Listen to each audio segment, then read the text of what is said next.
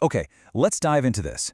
Have you ever stared at your Etsy shop dashboard, wondering if your latest product idea is completely safe or if it might suddenly trigger an account suspension? Well, you are definitely not alone. Etsy's policies can sometimes feel like a total maze, but today we're going to clear all of that up. Welcome to This Explainer.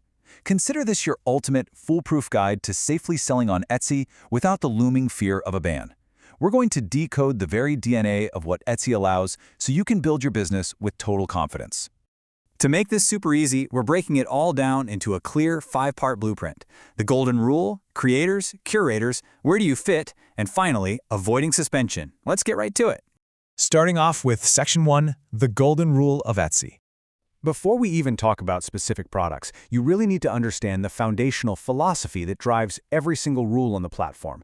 Our source material beautifully captures this core idea with a brilliant English quote, "Human creativity visible honi chahiye," which translates to, "Human creativity must be visible." This is literally the ultimate litmus test. Simple, basic reselling of generic items? Strictly prohibited. But as long as your personal design, your craftsmanship, your unique customization, or your expert curation is clearly visible in the final product, you are generally in the safe zone. Seriously, remember this phrase. It's the exact lens through which Etsy evaluates your entire shop.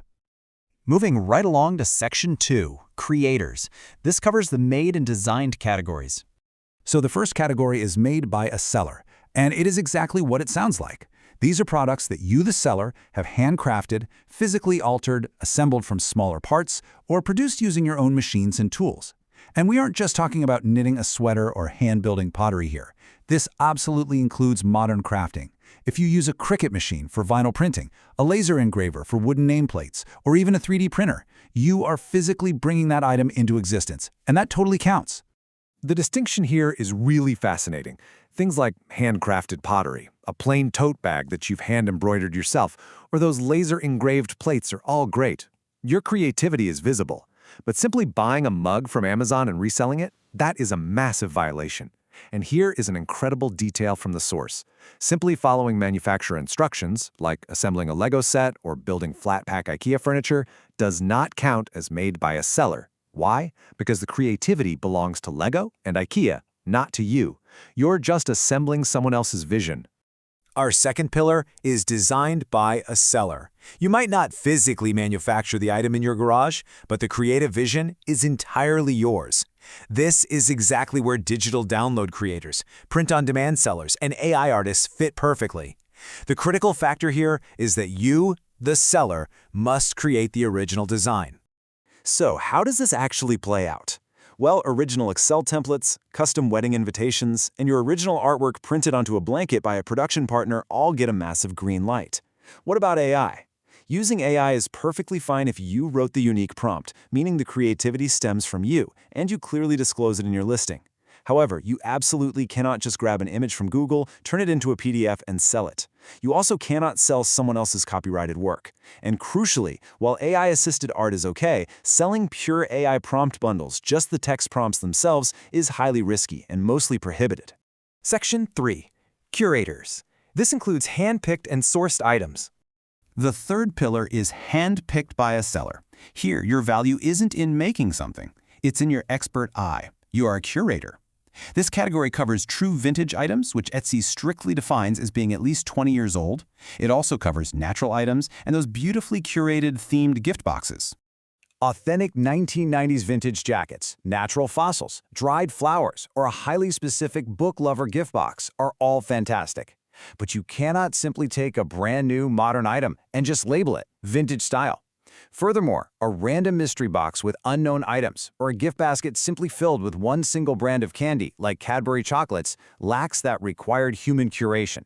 There's no creative theme there, making it strictly prohibited. And that brings us to the fourth and final pillar, completing our core framework, sourced by a seller. This pillar is strictly for the suppliers of the Etsy ecosystem. These sellers enable other people to be creative or to celebrate. It primarily covers craft supplies, party supplies, and customized items. If you're selling crafting beads, yarn, unfinished wooden blanks, party balloons, or a t-shirt customized with someone's specific name, you are completely safe. You are supplying the raw materials for a creative project or an event. But pay close attention to the red flags here. Generic, ready-to-use modern items have absolutely no place in this category. You cannot sell standard kitchen spatulas, mass-produced electronics, or just blank, generic clothing. If it doesn't enable a craft, celebrate a party, or feature customization, you can't source it for Etsy.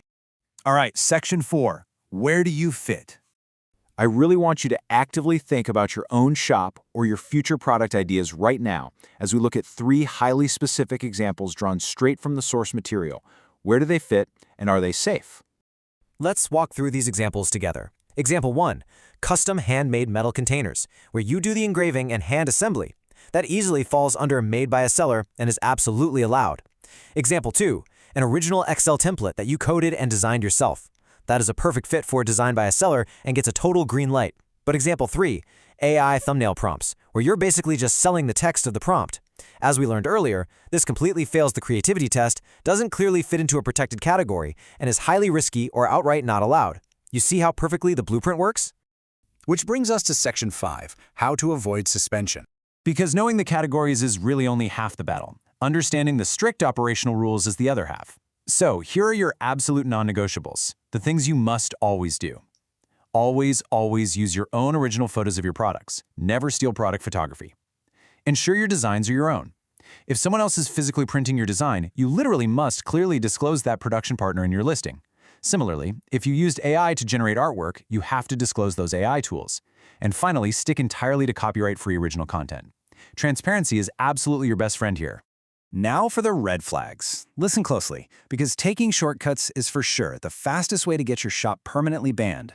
Do not buy cheap items direct from Alibaba or Amazon and list them on Etsy at a markup. That's simple reselling, and it's strictly forbidden. Never use trademark characters. No matter how much you love Disney or Marvel, if you don't have a license, do not sell it. Do not lie and claim something is handmade when it's manufactured in a factory. And stay far, far away from selling mass-produced generic products.